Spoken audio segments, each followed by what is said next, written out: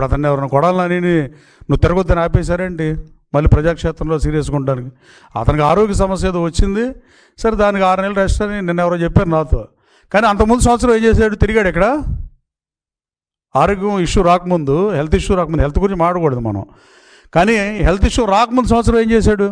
కనీసం ఓడిపోయినాక counting centre నుంచి వెళ్ళిపోయాడు తప్ప. నేను ఓడిపోయా 2019లో. నేను గన్నవరం వెళ్ళా, ప్రెస్ మీట్ పెట్టా, స్టేట్మెంట్ ఇచ్చా. ఎమ్మెల్యే వాళ్ళని నా కోరిక తీరపోయినా మీ కోరికలు తీరుస్తా, మీకోసం పనిచేస్తానని చెప్పా. ప్రజా తీర్పుని స్వాగతిస్తానని చెప్పా. కనీసం అది కూడా తెలియదు. మంత్రిగా పనిచేశాడు బుద్ధి తక్కువ పెద్ద మనిషిలాగా. కనీసం ఓడిపోయిన తర్వాత ప్రజా తీర్పును గౌరవిస్తానని చెప్పాడు గుడివాడ ప్రజలకి. గుడివాడ ప్రజలు ఓడిచ్చారనే కక్షతో సంవత్సరం రాలేదా? రమ్మనండి, ఎవడొద్దన్నాడు? మేము రావాలనే చూస్తున్నాం, రాకుండా ఎందుకు దాక్కుని ఉంటాం? లేదా ఎన్టీఆర్ టు వైఎస్ఆర్ ట్రస్ట్ అని పెట్టాడు. అలాంటి కొత్తదేమన్నా ఓ పథక రచన ఏమన్నా చేస్తున్నాడేమో. ఇదే విజయవాడ నుంచి గుడివాడ వెళ్ళేటప్పుడు బస్సు పోయా కంకిపడి వెళ్ళినట్టుగా. ఎవరైనా రాజకీయాల్లో ఉంది అంతిమంగా ప్రజాసేవ చేయటాకే. కథ భాష మారింది. అంతకుముందు చంద్రబాబు నాయుడు గారు నా మీద పోటీ చేయి, లోకేష్ బాబు నా మీద పోటీ చేయనివాడు. ఇప్పుడు కూడా మరి చంద్రబాబు గారు లోకేష్ రావాలని అడుగుతాడు, లేదా రాము మీద ఓడిపోయాడు కాబట్టి ఇంకా ఆ మాటలు మాట్లాడడం చూద్దాం, వచ్చినా తెలుస్తుంది కదా. రాకముందే ఉంది. ఇప్పుడు ఈ గుడివాడ నియోజకవర్గం నుంచి నేను 4 సార్లు అవకాశం ఇచ్చి 20 సంవత్సరాలు శాసనసభ్యుడిగా ఎన్నుకుంటే, నువ్వు ఓడిపోయిన తర్వాత గుడివాడ మొహం చూడకుండా సంవత్సరం ఉన్నావంటేనే గుడివాడ ప్రజలు ఆలోచిస్తున్నారు.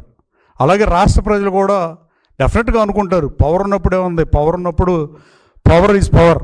అల్టిమేట్గా పవర్ ఉన్నప్పుడు ఎవరైనా మాడతారు, ఎవరైనా ఏదైనా చేస్తారు. పవర్ లేనప్పుడు చేస్తే అది గ్రేట్. నువ్వు వచ్చి నువ్వు యాక్టివ్ అయిన గతంలో నువ్వు మాట్లాడినట్టు మాట్లాడగలిగితే వైసీపీ శ్రేణులు అంతా హర్షిస్తాయి. కనీసం నీకు ఆ దమ్ముందా? మాట్లాడితే చంద్రబాబు నా మీద పోటీ చేయి, లోకేష్ నా మీద పోటీ చేయి. నీ మీద ఎందుకు పోటీ చేస్తారు? వాళ్ళు ఇచ్చిన బీఫారం తీసుకుని 2 సార్లు ఎమ్మెల్యే అయినవు. వాళ్ళు ఇచ్చిన బీఫారం ఇచ్చిన అభ్యర్థి చేతిలో ఓడిపోయి పిచ్చివాగుడు వాగి ఏ రోజు రివ్యూ మీటింగ్ పెట్టకుండా, పని చేయాల్సిన రోజు పని చేయకుండా, మంత్రిగా నీకు అవకాశం వచ్చిన రోజు నీ మార్క్ ఏముంది సివిల్ సప్లైస్ మీద? నువ్వు సివిల్ సప్లైస్ అని అది చేసే ఇది చేశానని చెప్పగలవా?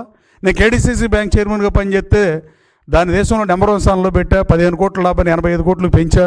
టర్నోవర్ డబుల్ చేసా, 5,000 కోట్లు 10,000 కోట్లు చేశా, 150 మందికి ఉద్యోగాలు ఇచ్చా అని చెప్పగలను. నువ్వు చెప్పడానికి ఏమైనా ఉందా? రివ్యూ మీటింగ్ అయినా చేసావా? మళ్ళీ వచ్చి బుట్లు ఎడదామని వద్దాం అనుకున్నావా? కమాన్ రా, ఎదురు చూస్తున్నారు నువ్వు ఎప్పుడు వస్తావని. Please subscribe to Leo news for more videos.